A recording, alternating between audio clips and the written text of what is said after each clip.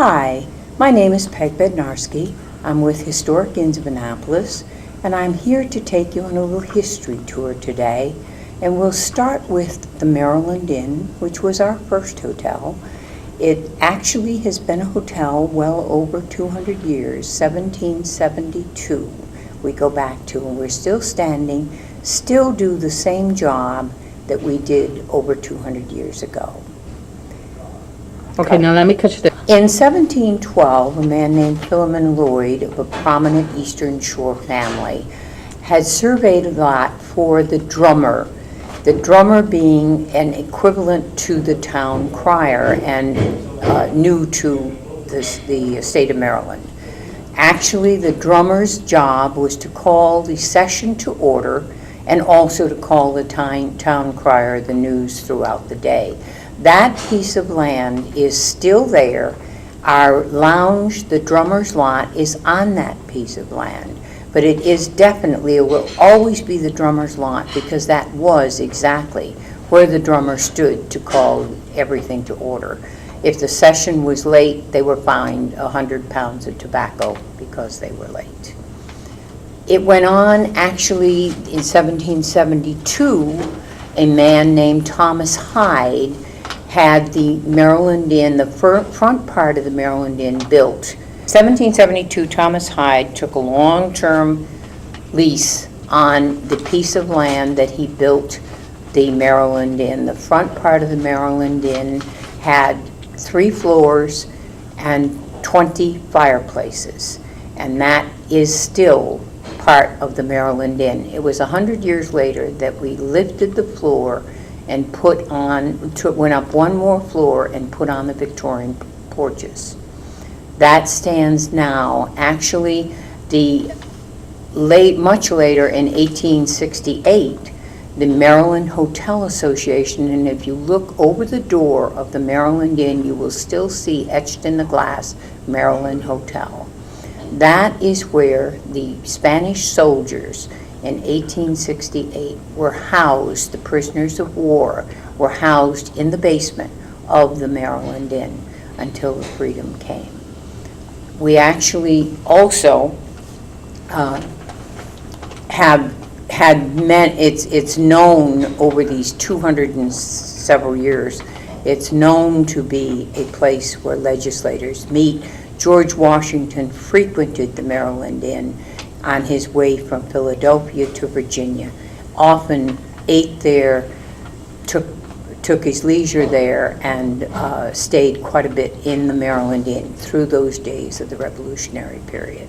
He didn't stay in the Maryland Inn, he stayed at Mann's Tavern down the street, but all of his leisure time was spent at the Maryland Inn in what was called then the Ordinary Room. In 1972, we changed the name of the Ordnance Room, which was a revolutionary term. We changed it to the Treaty of Paris, and that was because the Treaty of Paris was ratified in our State House across the street. And because of our continued work with government and legislature, we wanted to be part of that. So with the Treaty of Paris goes way back and is you can see the ratification in the State House and the connection between the two.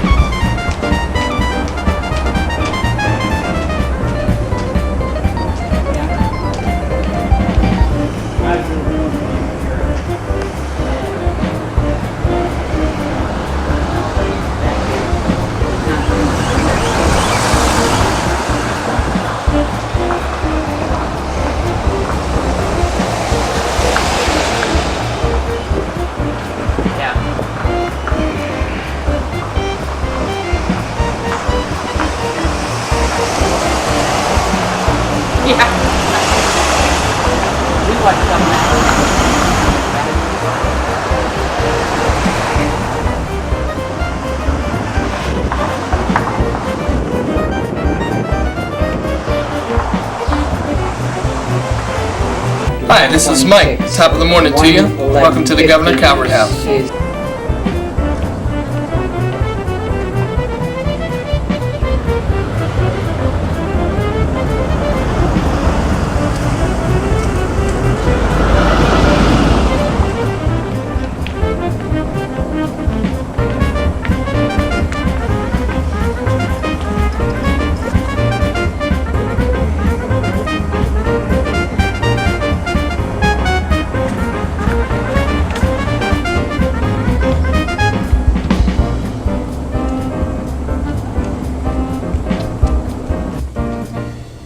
Now we move actually over where the Maryland Inn was owned by Paul Pearson, who was very active with the Historic Trust and the Historic Foundation of Annapolis.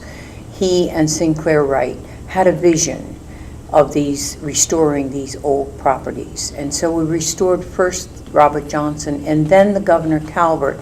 Governor Calvert House was built with the old Governor Calvert, built this for his wife.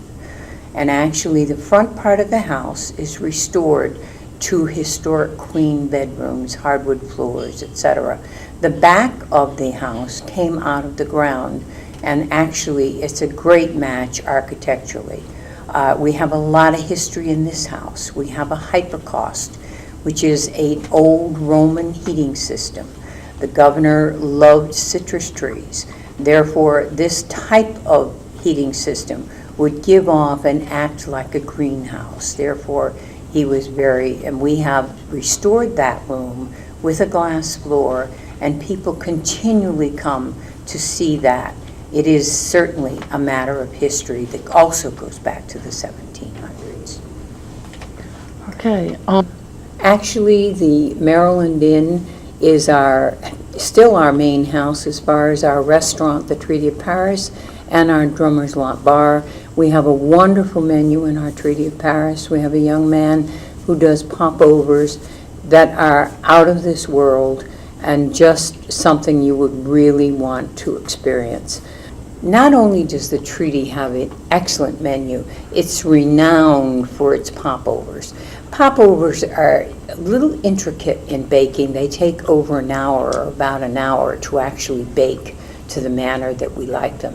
But people come just to experience the popovers along with their dinner.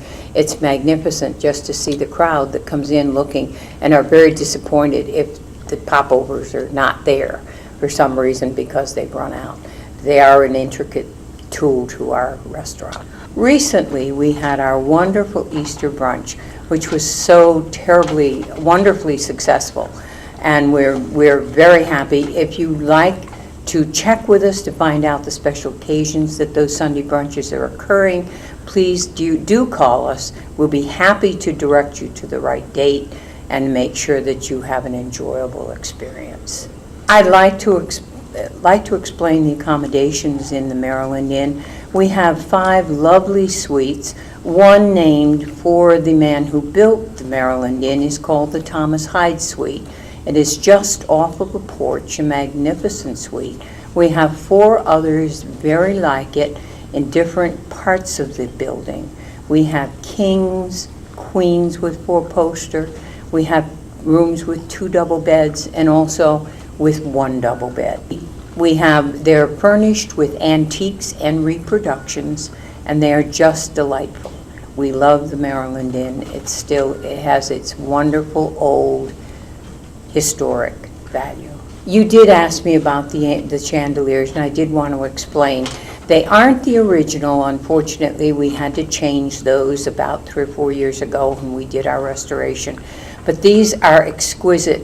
They were ordered especially for the Duke of Gloucester room. The Duke of Gloucester, it was the old ballroom. If you can imagine, ballrooms in George Washington's time were not the size of ballrooms that we experience today. It was exactly kind of that size of a ballroom where George Washington danced when there was some kind of a... Did George Washington actually dance in that room? Yes. Oh, yes. Oh, wow. In that room? Oh, sure. Lou, you got that. That's what I mean. He spent a lot of... He didn't stay there, but he came there. The minute he checked in, he'd walk up. And when they did the George Washington Walk, they came from Man's Tavern and right by the Treaty of Paris on the way to the State House. Somebody there like 9:30 the one night, Saturday night, they were doing the tour. Right. George Washington actually danced in that room. Oh, yeah, because his leisure time was spent. Yeah, and in that room by candlelight at night, to me, that room has all the ambiance. I want to see that sometime. Oh, it is just, when there's going to be a party or a small wedding there, I will call you. In this economy, it's very difficult to go on a long vacation, but you can experience Annapolis at special prices and special days also. Again, if you'll just call me, I'll work with you and bring you in. We want you to be able to experience this wonderful historic area. The difference between Annapolis and Williamsburg is that we restored our properties. Williamsburg had to build them. That is an amazing difference historically in Annapolis and Williamsburg. Come and see us. We would love to show you what we've done, get you a tour of the old homes. We will bring you in and send you out very happily. If you'll come, you can come and have a function in the room where George Washington danced. You can eat in the restaurant where he dined, where all of our senators and legislators have dined over 200 years ago. You can experience where these Spanish soldiers were held as prisoners of war. In that room, you can sit and have a cup of coffee and a little pastry and enjoy just exactly where not only were the prisoners, but we also had a jazz tavern there during the 70s, where you will experience on the walls the pictures of these great, wonderful musicians. Come and see us. We have it all. People don't realize that a couple of days, you just have to stay, like, we came in Saturday afternoon. Right. Stayed Saturday night and Sunday night, and then we stay all day Monday in the Right. city doing things.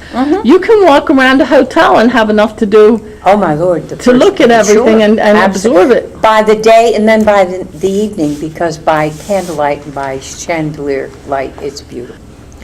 As you come in the front door of our Governor Calvert, you'll wander down past this lovely glass-floored Roman heating system that you will enjoy. Just a little past that, you're going to see an artifacts case. A year into the beginning of the restoration of the Governor Calvert, actually you will come past a case that has a delightful selection of artifacts that were found by the University of Maryland in the year's dig during our restoration here. All of these belonged to the Calvert family. There are dishes, there are jewelry, there is all kinds of things that were taken out of, found in, some in the hypercost, others along the dirt in the building. Those are in a case that you may look at and enjoy as you come through. You will then walk into the atrium, which is often used by receptions, weddings, etc., that opens then to an outside terrace, which goes to the length of the back of the house. It's a beautiful property. You have a gorgeous ballroom. We have everything here for a large wedding, for a large dinner, or for a small meeting. We have other meeting rooms. We have a wonderful banquet chef who does all of this work in this house, and it is used for many, many wonderful affairs here in the state of Maryland, again by legislators and lobbyists, etc.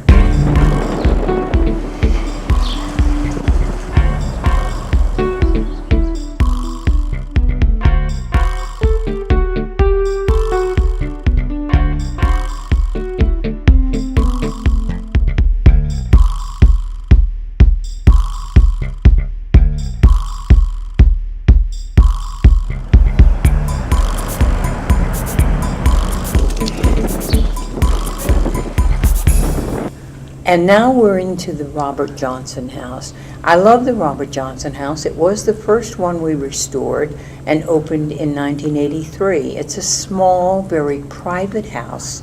The key to your room opens the front door. It has a lovely appointed small lobby where you get your coffee in Danish. You can go on. It has actually 29 rooms. 2 of them are suites. One is a townhouse suite, living room downstairs, lovely massive bedroom of a governor's mansion and the State House. It's just delightful. That is the Peg Bednarski suite. It is also, there's another one on the 4th floor that is delightful. But what I like so much about the Johnson is if you're looking for quiet, private, that is the house you would enjoy. We would love to have you. Again, my name is Peg. I have been with the hotel for 40 years. It was owned by Paul Pierson then. It was bought by Remington Hotel Group in 1994. It's been a wonderful transition for me. From the private owner of Paul Pierson to the corporate owners of Remington Hotel Group. They've done such a marvelous job in restoring all 3 properties in the last 3 years. They are a treat. There's something all the time that would take your interest. You come once, you can come again, and actually you can come to the inns more than one time. You can have a different experience every time you come by doing a different house, a different type room, a suite one time, a room in the Johnson House another. It's a marvelous walk through history. We would love to have you here. During the legislative session, our legislature meets for 90 days every year, and that's from the second Wednesday in January to about the 14th of April each year. We have at that time 45 to 50 full-time legislators who live with us during that 90-day period. We also have many part-timers who go from 2 days to 4 days during the week and return the next week. So it is a very busy time for us, but it's also a very interesting time for guests to come and actually see the Senate and the House in action. That, again, is a walk through history, Maryland's wonderful history. And that also can be a great time for you to spend on a winter time when prices are lower than they are at other times. And then in April, we pick up the season, and actually our rooms get busier. However, if you call us early enough, you have the opportunity to make that appointment and make that reservation, and you'll be ahead of the game, and we can really serve you in the manner in which you'd like to. Actually, we cut down a little. You would say our business probably starts waning. The only period that we have a slow period is November, probably 15th, until that second Wednesday in January. That can be slow. We do pick up weekends during December because our Christmas lights are just absolutely fantastic all over the city, and people come just to see the Christmas lights in the shops and do their Christmas shopping at the same time. So but they're excellent times for you to get special rates also. We're coming for Thanksgiving. Yeah, absolutely. We have a wonderful Thanksgiving dinner that we serve, and you will thoroughly enjoy, and that's a great time to come.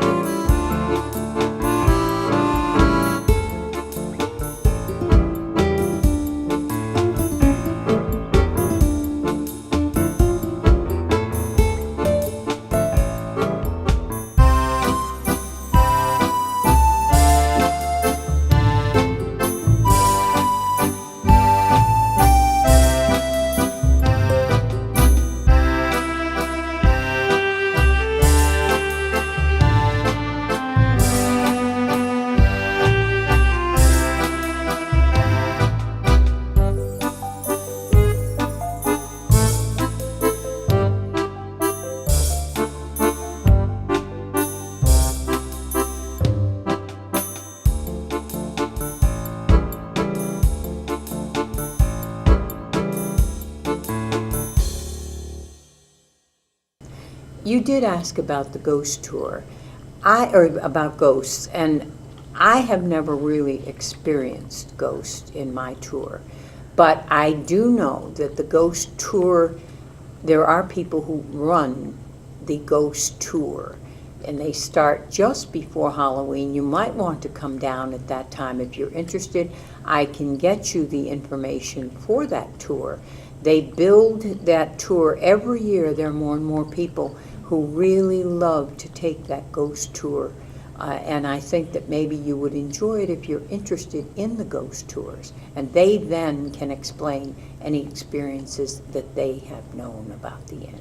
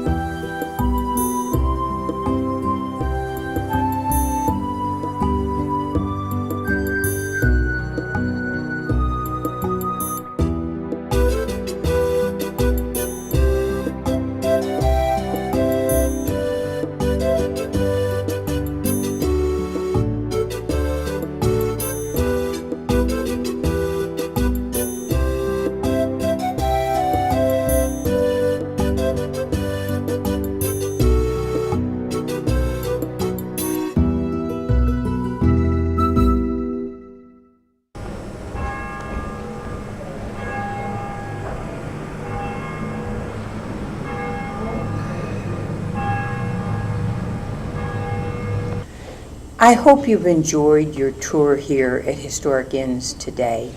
If you'd like to book a party, if you would like to book a reservation for the weekend, if you'd like to make a reservation for the treaty, please call me.